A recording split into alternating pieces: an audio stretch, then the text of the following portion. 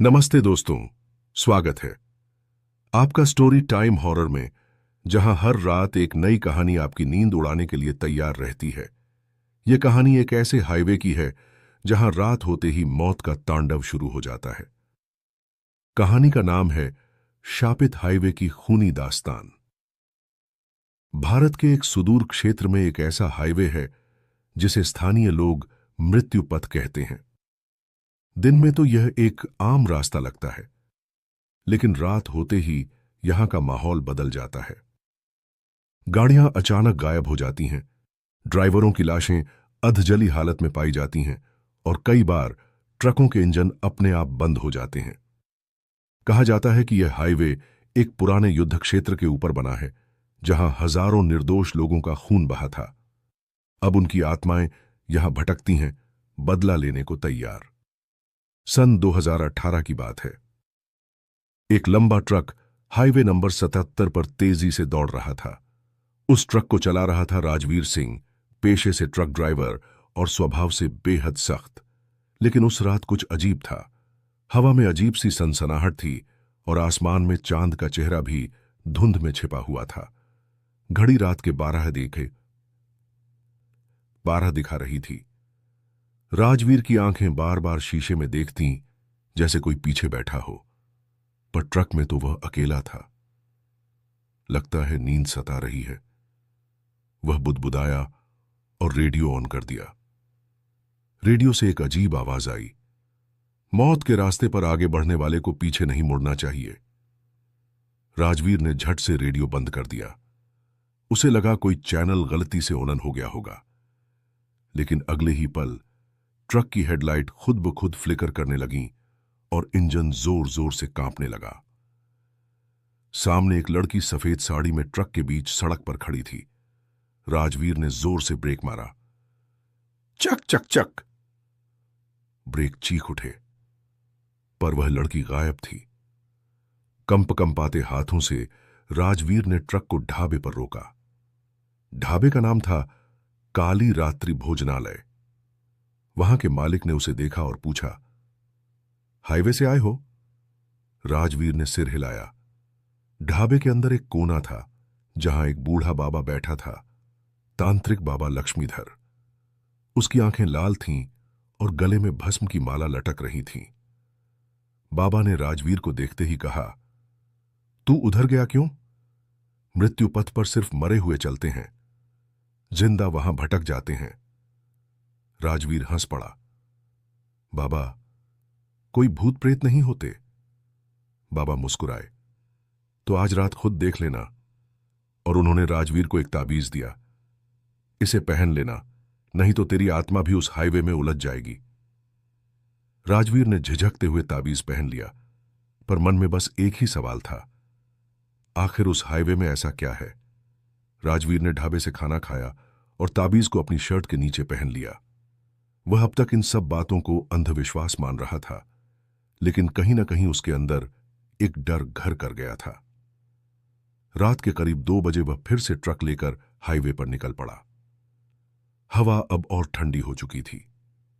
खिड़कियों से ठंडी हवा अंदर घुस रही थी और एक अजीब सी गंध भी, जैसे जलते मांस की। सड़क सुनसान थी। अचानक ट्रक के साइड मिरर में एक परछाई दिखी। काली साया। पलक झपकते ही वह गायब।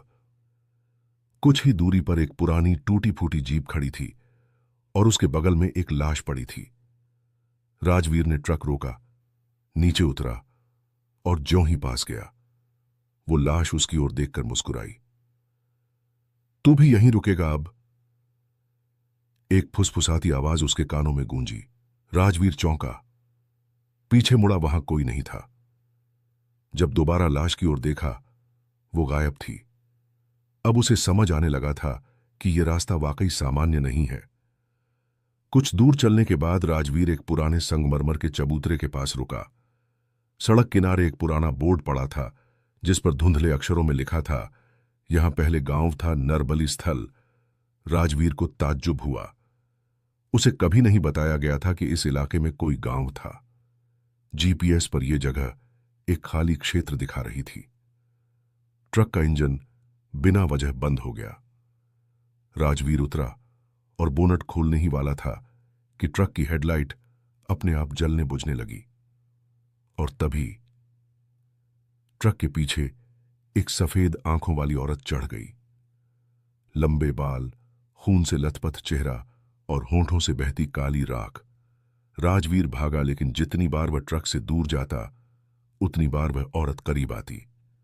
मुझे यहां से बाहर निकालो, मेरे बच्चे को मार दिया गया था, मुझे न्याय चाहिए।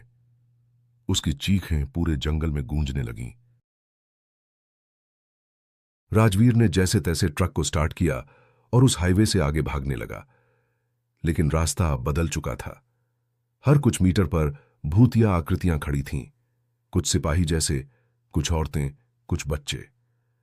हर किसी की आंखें एक जैसी थीं, सफेद, बिना पुतलियों के। ये आत्माएं कोई सामान्य आत्माएं नहीं थीं। वे उस जमीन पर मारे गए निर्दोष लोग थे जिन्हें एक राजा ने अपने महल के लिए बलि चढ़ाया था। राजा ने यहां एक महल बनवाने की ठानी थी और तांत्रिक से कहा था कि बलि के बिना निर्माण नहीं होगा। उस समय के सैकड़ों लोगों को जिंदा गाड़ दिया गया था। उनकी आत्माएं अब इस हाईवे पर भटकती हैं, क्योंकि यह सड़क उसी बलिस्थल से होकर गुजरती है। राजवीर का ट्रक अब खुद ब खुद मुड़ रहा था, एक अजीब दिशा में। वो अब खुद से कंट्रोल नहीं हो रहा था। राजवीर अब एक पुराने पत्थरों से बने द्वार के सामने था, जिस पर कुछ उकेरा हुआ था, जिन्हें जिंदा दफनाया गया। वे मुक्ति चाहते हैं। यहां मोबाइल नेटवर्क गायब हो चुका था। ट्रक के रेडियो से फिर वही अजीब आवाज गूंजने लगी, तू जिंदा है, पर जिंदा नहीं रहेगा। राजवीर ने ट्रक छोड़कर पास ही बनी एक टूटी फूटी इमारत में शरण ली। दीवारों पर पुराने जमाने की तांत्रिक चित्रकारी थी, काले नाग, अधजले शव और बीच में एक बड़ा वृत्त जिसमें लिखा था तंत्र क्षेत्र प्रवेश वर्जित।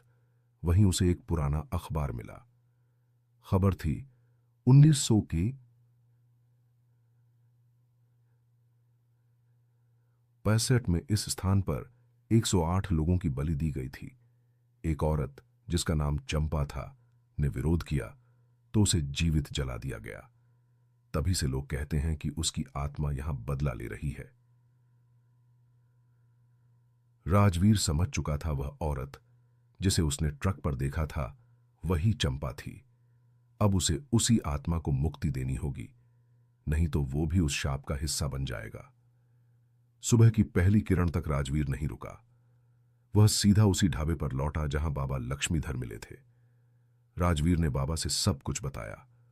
बाबा गंभीर हुए और बोले, तेरा सामना उस चंपा की आत्मा से हुआ है जो तब तक शांति नहीं पाएगी जब तक उसकी अस्थियां जल जाती। वो अधूरी मृत्यु मरी है, जलती रही पर मरी नहीं। राजवीर ने पूछा, तो मैं क्या करूं? बाबा ने एक तांत्रिक अग्निपात्र और कुछ मंत्र लिखे कागज पर थमाए। उस जगह जा जहां उसका शरीर जलाया गया था, वहां ये अग्नि जलाकर ये मंत्र पढ़। अगर तू रुका या डरा तो तेरा अंत निश्चित है।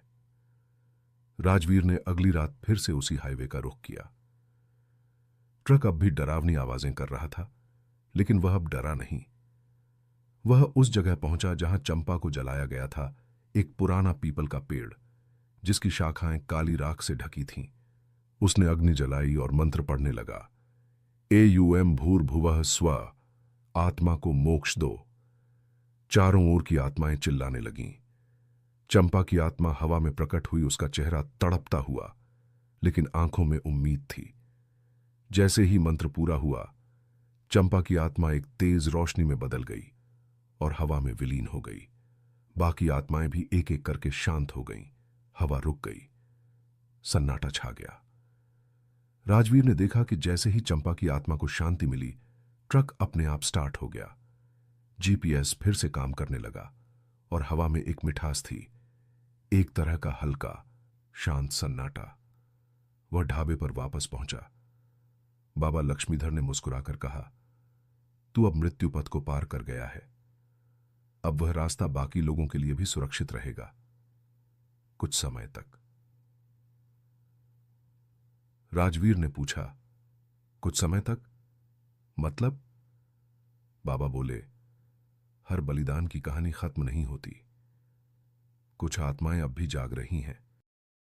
राजवीर को लगा था कि सब कुछ खत्म हो गया है, मगर असली खेल तो अब शुरू हुआ था। चंपा की आत्मा की मुक्ति के 2 दिन बाद ही उसे फोन आया, उसके साथी ड्राइवर गोविंद की मौत हो गई थी। वही गोविंद जो अक्सर उसी शापित हाईवे पर माल लेकर जाता था। मौत का तरीका खौफनाक था। ट्रक के अंदर उसका पूरा शरीर उल्टा लटका हुआ मिला। उसकी आंखें खुली थीं और उसके माथे पर लिखा था, अब अगला कौन? राजवीर के रोंगटे खड़े हो गए। वो समझ चुका था यह सिर्फ एक आत्मा की नहीं, बल्कि पूरे रास्ते की कहानी थी, और यह शाप अब भी जीवित था। राजवीर ने बाबा लक्ष्मीधर से संपर्क किया। बाबा बोले, तूने सिर्फ एक आत्मा को मुक्त किया, लेकिन यह रास्ता तंत्र लोक का द्वार है, जहां मरे हुए तांत्रिकों की आत्माएं अब भी सक्रिय हैं। राजवीर ने पूछा, इसका मतलब? अब तुझसे एक युद्ध होगा, आत्माओं और एक पुराने तांत्रिक के बीच, जिसका नाम है काल विनाश।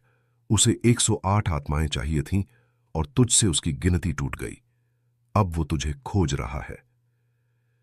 राजवीर को बाबा ने एक श्री चक्र यंत्र, एक काली माला दी, जिससे वह इन आत्माओं से कुछ हद तक बच सकता था। राजवीर को अब उस जगह जाना था जहां काल विनाश का मूल साधना स्थल था। राजवीर रात को अकेले ट्रक लेकर फिर उसी जंगल वाले हिस्से की ओर बढ़ा। हाईवे अब वैसा नहीं था। हर गाड़ी के शीशे में कोई और चेहरा दिखता, हर मोड़ पर कोई साया खड़ा होता। कुछ किलोमीटर बाद ट्रक रुक गया। वहां एक पुराना गड्ढा था, जैसे वहां कभी कुछ दबाया गया हो। राजवीर ने जमीन खुदवाने के लिए अगले दिन मजदूर बुलाए। गड्ढा खुदा तो नीचे एक काले पत्थर का तांत्रिक शिवलिंग निकला और उसके नीचे एक कंकाल, जिसके गले में काले रंग की माला थी और मुंह खुले हुए चीख की मुद्रा में जमे थे। वही था काल विनाश। जैसे ही माला निकाली गई, पूरी जमीन कांपने लगी, पेड़ झुकने लगे और हवा से कटी फटी चीख गूंजी, तूने मुझे छेड़ा है, अब तेरा अंत निश्चित है। जैसे ही कालविनाश की आत्मा आजाद हुई, हाईवे पर मौतों का सिलसिला तेज हो गया। 3 दिन के भीतर 5 और ट्रक ड्राइवर गायब हो गए।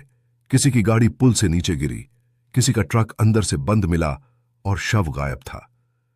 राजवीर अब जान चुका था, कालविनाश की आत्मा अब अपना अधूरा तांत्रिक यज्ञ पूरा करने पर तुली है, जिसमें उसे कुल 108 बलिदान चाहिए। अब तक वह 103 आत्माएं ले चुका था और शेष बचे थे 5। बाबा लक्ष्मीधर ने बताया, वह अपना अंतिम तांत्रिक अनुष्ठान इस अमावस्या को करेगा, रक्त निशा नामक रात, जिसमें आत्माएं सबसे शक्तिशाली होती हैं। और वो स्थान था हाईवे के बीचों बीच एक सूखी झील, जिसे बक्सबे रक्त सरोवर कहते हैं। राजवीर और बाबा लक्ष्मीधर अमावस्या की रात रक्त सरोवर पहुंचे। वहां पहले से ही एक भयानक अनुष्ठान चल रहा था। 4 तांत्रिकों के शव हवा में उल्टे लटक रहे थे और बीच में एक बड़ा काला मंडल जल रहा था। राजवीर ने श्रीचक्र यंत्र को जमीन पर रखा और मंत्र पढ़ना शुरू किया। एयूएम क्लीन काल विनाशाय नमः।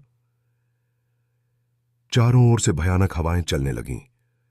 आकाश में काल विनाश का आकार उभरने लगा, जलता हुआ कंकाल, जिसमें आंखों की जगह गहरे काले गड्ढे थे।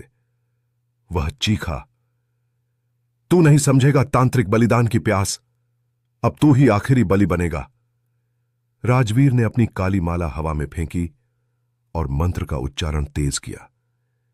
एयूएम नमः भगवती काली, रक्षा करो। जैसे ही मंत्र पूरा हुआ, काली देवी की छाया आकाश से प्रकट हुई, हाथों में खड्ग और आंधी जैसी शक्ति लिए हुए। वह काल विनाश पर टूट पड़ी। काली देवी ने काल विनाश की आत्मा को एक जलते हुए त्रिशूल से भस्म कर दिया आत्मा चीखती रही और फिर अचानक सब शांत हो गया। चारों ओर फैले शव नीचे गिरे मुक्त हो गए। हवा थम गई और एक गहरी शांति फैल गई। राजवीर घुटनों पर गिर गया। उसकी आंखों से आंसू बहने लगे। बाबा ने उसकी पीठ थपथपाई और कहा, तू सिर्फ ट्रक ड्राइवर नहीं रहा, तू अब रक्षक है जिसने इस मृत्यु पथ को जीवन पथ बनाया है। हाईवे अब सामान्य हो गया। ढाबे फिर से गुलजार थे, ट्रकें चलने लगी थीं। लेकिन एक रात राजवीर को एक अजनबी कॉल आया। क्या आप वही राजवीर हैं जिन्होंने शापित हाईवे को शुद्ध किया था? हां, आप कौन? मैं बिहार से बोल रहा हूं। हमारे यहां भी एक पुरानी सड़क है जहां हर अमावस्या को एक नई लाश मिलती है। क्या आप आ सकते हैं? राजवीर की आंखें बंद हो गईं। उसने ट्रक की चाबी उठाई और मुस्कुराते हुए कहा, शायद अब यही मेरा रास्ता है मृत्यु से टकराने का। राजवीर को एक रहस्यमय कॉल आया था। बिहार के वैशाली जिले में एक पुरानी सड़क है जहां हर अमावस्या को कोई न कोई मारा जाता है और उसका शव अगले दिन पीपल के नीचे उल्टा लटका मिलता है। कॉल करने वाला एक ट्रक ड्राइवर था, रामशरण, जो बुरी तरह डरा हुआ था। वो बोला, भैया, अब कोई हमारी मदद नहीं कर सकता, ये सड़क खून पीती है। राजवीर ने बिना देर किए अपना ट्रक उठाया और निकल पड़ा नई रहस्यमयी सड़क की ओर, जिसे लोग रक्त सड़क टके खामी है तक कहते थे। राजवीर जैसे ही उस इलाके में पहुंचा, गांव वालों ने उसे रोकने की कोशिश की। साहब, उस सड़क पे रात के बाद ट्रक नहीं ले जाते। पिछली बार जो गया उसका ट्रक खाली मिला और ड्राइवर का खून पीपल के नीचे गिरा था। पर राजवीर रुका नहीं। रात को जब वह ट्रक से उस सड़क पर पहुंचा तो घड़ी में ठीक 12 बजे और तभी ट्रक की लाइटें अपने आप बंद हो गईं। चारों ओर अंधेरा छा गया और दूर से किसी औरत की चीख सुनाई दी। राजवीर ने ब्रेक मारा, बाहर निकला। सामने वही पीपल का पेड़ था और उसकी एक शाखा से ताजा लटका शव झूल रहा था। शव की आंखें खुली थीं और मुंह से खून टपक रहा था। राजवीर शव के पास पहुंचा। उसकी आंखें अब भी खुली थीं, जैसे कुछ कहना चाहती हों। अचानक शव की गर्दन हिली। बचाओ! धीमी फुसफुसाहट उसके कान में आई। राजवीर एक पल को पीछे हटा। तभी जमीन कांपने लगी और पेड़ की जड़ों के नीचे से एक आवाज आई, रहा बाहर आई। तूने जिस मृत्यु को हराया था, अब वही तुझे घसीट लाएगी। पेड़ की जड़ों के पास एक पुराना तांत्रिक निशान था, एक रक्त से बना त्रिकोण जिसमें बीच में मानव खोपड़ी रखी थी।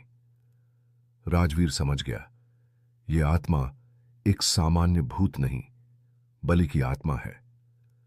गांव वालों से पूछताछ करने पर पता चला कि कई साल पहले यहां एक तांत्रिक अनुष्ठान हुआ था। एक तांत्रिक भैरवनाथ जो बलि देकर अमरता चाहता था, लेकिन लोगों ने उसे मार डाला और इसी पीपल के नीचे दफनाया। पर मरते वक्त उसने शपथ ली, जिस रात मेरी आत्मा अमावस्या को जागेगी उस रात 5 जीवन मुझे बलि देंगे। अब तक 3 लाशें लटक चुकी थीं। बाबा लक्ष्मीधर को खबर दी गई। उन्होंने चेतावनी दी, भैरवनाथ छाया बन चुका है। वो नजर नहीं आता, पर हर छाया में बसता है। इस बार तुम्हें छाया से लड़ना होगा और उस पीपल की आत्मा को मुक्त करना होगा। अमावस्या की रात से एक दिन पहले राजवीर ने ट्रक को उसी पीपल के पास खड़ा किया। वो खुद को चौथी बलि बनने को तैयार कर चुका था। आधी रात को जब हवा सन्नाटा बन गई, तभी ट्रक की छाया लंबी होने लगी और अचानक राजवीर की परछाई अलग हो गई। वो खुद अपनी परछाई से लड़ने लगा। परछाई ने उसे जमीन पर गिरा दिया और बोली, भैरवनाथ की छाया से कोई नहीं बचा, तू अगला है। राजवीर ने जेब से बाबा द्वारा दिया गया रक्त मंत्र यंत्र निकाला और मंत्र पढ़ा। एयूएम छायात्मने नमः दीप जले और पाप जले। वो यंत्र जमीन पर रखा और एक तेज रोशनी फैली, छाया चिल्लाई और पीपल की शाखाएं जलने लगीं। राजवीर ने भैरवनाथ की छाया को रोका तो सही, लेकिन यह बस एक रोक थी, अंत नहीं। बाबा लक्ष्मीधर ने चेतावनी दी, 5वीं और अंतिम बलि अमावस्या की रात होगी और भैरवनाथ की आत्मा पूरी ताकत के साथ उतरेगी। अगर उसने 5वीं आत्मा ले ली तो उसकी छाया फिर कभी नष्ट नहीं होगी। गांव में एक बच्चा अचानक लापता हो गया। 14 साल का आदित्य, उसे पीपल की ओर जाते देखा गया था। राजवीर समझ गया, अब उस मासूम को बचाना ही उसकी आखिरी लड़ाई है। अमावस्या की रात, आकाश लाल हो गया, हवा में राख उड़ने लगी। राजवीर पीपल के पेड़ के नीचे पहुंचा। वहां आदित्य उल्टा लटका था, उसके चारों ओर तांत्रिक चिन्ह जले हुए थे और सामने भैरवनाथ की आत्मा पूरी आकृति में प्रकट हुई। जलता हुआ रुद्राक्ष पहन रखा था और हाथ में तांत्रिक त्रिशूल। मैंने तुझसे पहले भी कहा था, तू मेरा रास्ता नहीं रोक सकता। राजवीर ने अपनी हथेली काटी, खून से काली यंत्र पर छींटे मारे और मंत्र पढ़ा, AUM काल संहारिण्य नमः। एक भयंकर प्रकाश फैला और ठीक उसी समय बारिश शुरू हुई, लेकिन यह पानी नहीं, रक्त की बारिश थी। अब आखिरी मुठभेड़ शुरू हुई। भैरवनाथ की आत्मा और राजवीर की मंत्र शक्ति टकरा गई। आकाश में बिजली, धरती में कंपन और चारों ओर आत्माओं की चीखें। राजवीर ने अपने मंत्र के अंतिम चरण में बाबा का दिया काल ब्रह्म शंख फूंका। शंख की ध्वनि से पूरा रक्त सरोवर क्षेत्र गूंज उठा। पेड़ की जड़ें हिलने लगीं और भैरवनाथ चीखने लगा, मुझे मत रोक, यह बलिदान मेरा अधिकार है। पर तभी काली देवी की दिव्य छाया प्रकट हुई। उन्होंने भैरवनाथ को अपने त्रिशूल से छेद दिया। आत्मा जलने लगी और उसकी छाया राख बन गई। आदित्य पेड़ से नीचे गिरा जीवित। भैरवनाथ की आत्मा जल चुकी थी। गांव के लोग अब डर से बाहर आ चुके थे। बाबा लक्ष्मीधर ने कहा, तू अब केवल रक्षक नहीं, तू अब तंत्र का योद्धा है। हर वो आत्मा जो मुक्त नहीं हुई, अब तुझे पुकारेगी। राजवीर ने आदित्य को उसके परिवार से मिलाया। ट्रक में बैठने से पहले उसने रेडियो चालू किया और तभी एक नई आवाज आई, नमस्कार, मैं असम के डिब्रूगढ़ से बोल रहा हूं। एक सुनसान सड़क है जहां हर पूर्णिमा की रात एक दुल्हन का भूत ट्रकों को रुकवाता है और फिर कोई लौटकर नहीं आता। राजवीर मुस्कुराया। उसने ट्रक स्टार्ट किया। मृत्युपथ फिर खुल चुका था। राजवीर अब असम की ओर बढ़ चुका था। डिब्रूगढ़ के पास एक सुनसान पहाड़ी सड़क, जहां हर पूर्णिमा की रात एक लाल जोड़े में लिपटी औरत ट्रकों के सामने आती है और फिर वह ट्रक नहीं रहता, सिर्फ धुएं में बदल जाता है। रेडियो पर ट्रक ड्राइवरों की खामोश चीखें सुनी जाती हैं।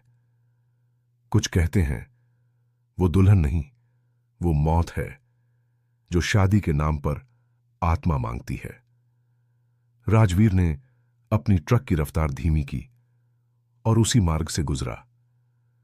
अगर आत्मा दुल्हन की है तो किसी शादी से जुड़ा है यह मामला। उसने गांव वालों से पता किया। गांव की बुजुर्ग महिला बोली, 20 साल पहले इसी मोड़ पर एक लड़की की बारात आ रही थी।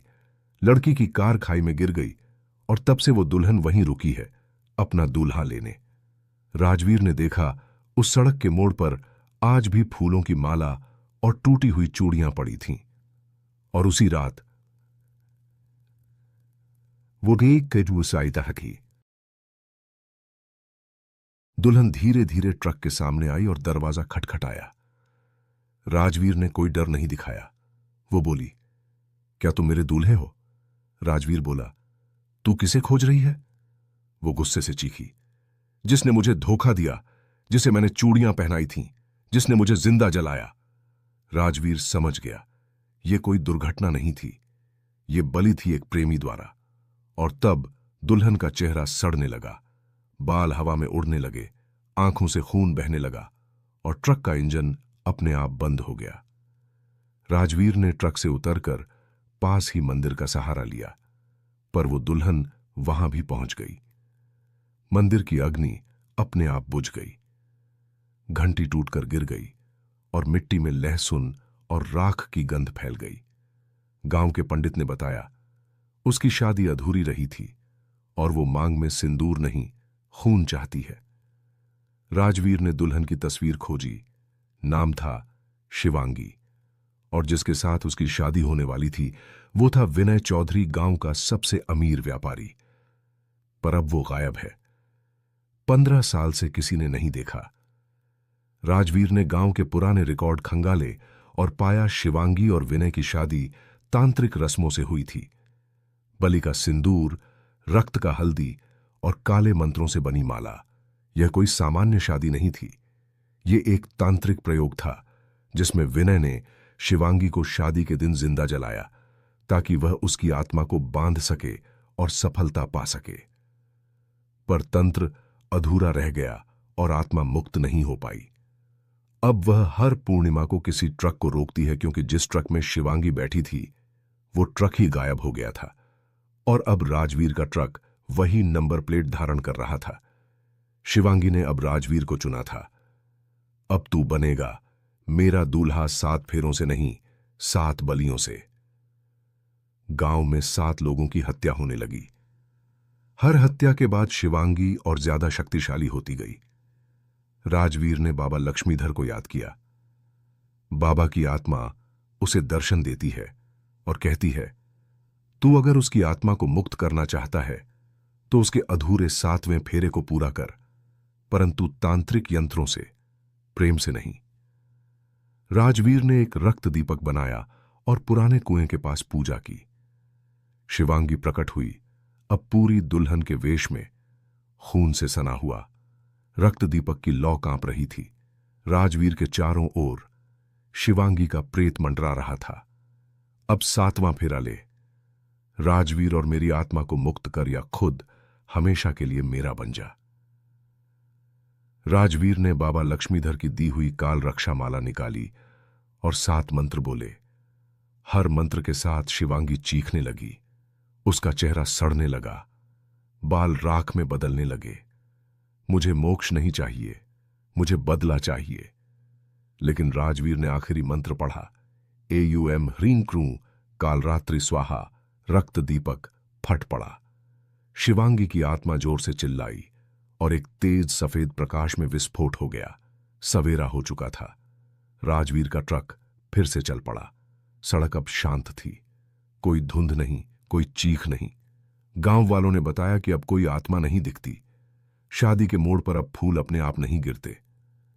लेकिन जब राजवीर ने ट्रक के डैशबोर्ड पर देखा, वहां वही पुरानी टूटी हुई चूड़ी रखी थी और रेडियो से धीमी आवाज आई, गाय मेरे फेरों में तेरी आत्मा बंध चुकी है। अगली पूर्णिमा को मिलेंगे। मेरे दूल्हा का समापन यही होता है। पर कहानी यही नहीं रुकती, क्योंकि यह शाप हर ट्रक ड्राइवर तक पहुंचेगा जो इस मृत्यु पथ से गुजरता है। कहानी समाप्त हुई। दोस्तों, कहानी पसंद आई हो तो लाइक, कमेंट और चैनल को सब्सक्राइब करना ना भूलें।